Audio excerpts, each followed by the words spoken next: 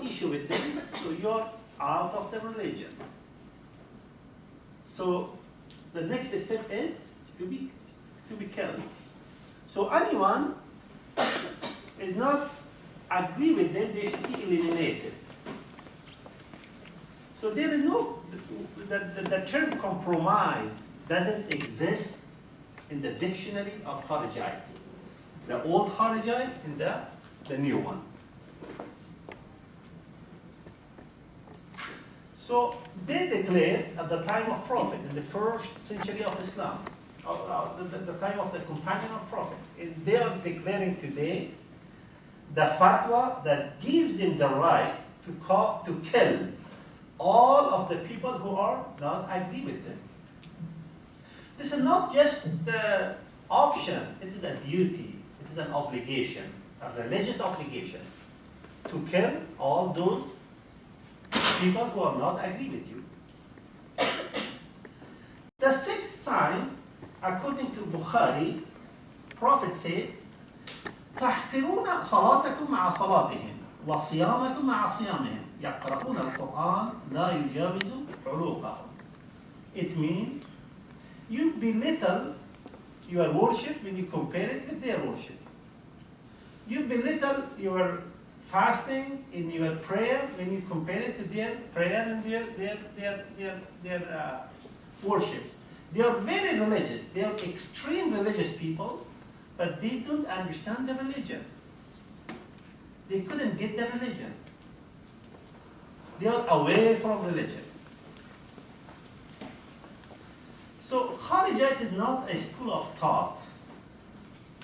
Even we cannot consider it as a sect. It is a mindset. It is a behavior. It is a mentality.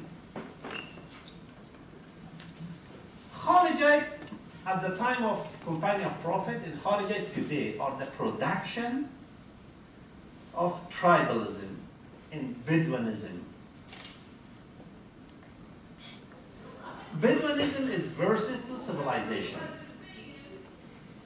In harshness, in hardness, in ignorance, in illiteracy, always attached with Bedouinism.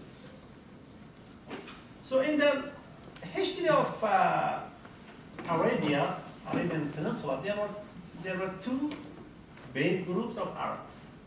One was Mudar, one was Rabi'a. So the majority of Kharijites, they belong to Rabi'a. They were not declaring it, they were not saying it, but actually they are unconscious in their hard drive, in the bottom of their heart, in their psychology, they were saying that why? Prophet is from Mudar, from the other tribe.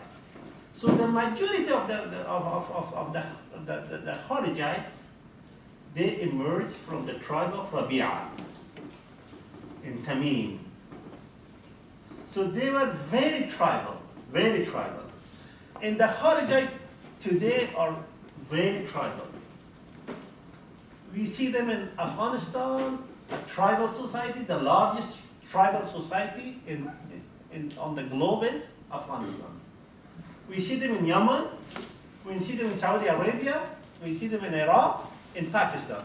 These are the tribal areas. We don't see them, for example, in Egypt, in Turkey, a little bit, not that much. In civilized society, we cannot find them because this is the production, this is the product of tribalism. According to Quran says in Surah Yusuf, the chapter of Joseph, Quran says in verse 109, وَمَا أَرْسَلْنَا مِنْ قَبْلِكَ رِجَالًا نُوحِي إِلَيْهِمْ مِنْ أَهْلِ الْقُرَى.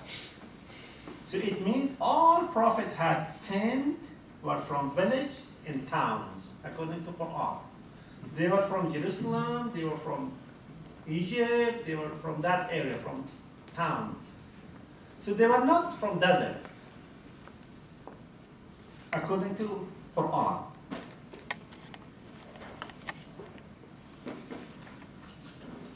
So one of the pillars of Kharijite ideology and mentality is to take revenge.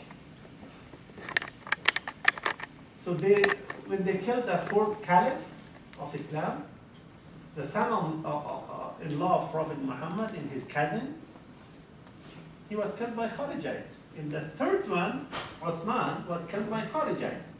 And the fourth one was killed based on revenge. Because the person who killed him, he was saying that I want to take the revenge of my relative and my friend who was killed in the Battle of Nahrawan by the army of Ali. And Kharijites were defeated at that war, the Nahrawan. And militarity or militarism is part of their mentality. Always the first armed opposition emerged in the Islamic history is Kharijites, the first one. And they keep coming out in the Muslim history. The last sign of Kharijites is guardianship. They think that they are in charge of the society. They are responsible. They are big brother. They should watch the little kids. If anything they are doing, they have the responsibility, the duty to correct them, or to punish them, or to do whatever they want. This is one of the characteristics of Kharijite in the course of Islamic history and all over the world, Muslim world, I mean. So civility is originally linked to the concept of civilization. And civilization is the opposite of Bedouinism. And as Professor Mark Chancey said, education is one of the very effective tools to put an end to extremism. And to see the whole picture of a religion, not just one part. Rumi, Jalaluddin Rumi, he has a very beautiful poem. He is talking about the elephant in India. He says that a group of Indians brought an elephant to an exhibition or to a show. Then they put it in a dark house, and people entered the dark house, and everyone was touching some part of elephant. One was touching, like the people who Professor talked about the media, the channels, or the institutions that know about Islam. So we can, it's similar like those people. So the one who was touching the leg of the elephant, he was saying that elephant is like a pillar. The one who was touching the ears of elephant, he was saying that it is like fan, like not this modern fan, fans of the time of Maulana Rumi. Still we have it in Afghanistan. So the people who are touching the back of the elephant, they were saying elephant is like bed, like a throne. So they couldn't understand the reality of elephant, the complete shape of elephant. And Rumi at the end of the story says در کفی هر کس اگر شمع بودی اختلافت گفتشان بیرون شدی. If each one of them had a candle and went together to that house, they could see the elephant. So if we see the whole picture of Islam, I give you just one example about the whole picture of Islam. In Quran, we have just 1% of the verses of Quran is talking about jihad. 1%. And that 1% jihad is not just jihad war, it's a jihad against your soul, against yourself. So we can say that 0.5% of the Quran is about the jihad that now we hear about it.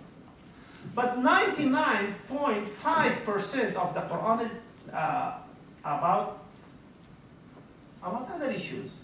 How to build a society, how to organize your relationship with God, how to organize your relationship with your own self, how to organize your relationship with your brothers in humanity, with your neighbors, with the nature, how to be a good person on this earth, because you are the representative of God on earth in positive way. So, but these people, the Kharijites, they don't see 99.5% of the verses.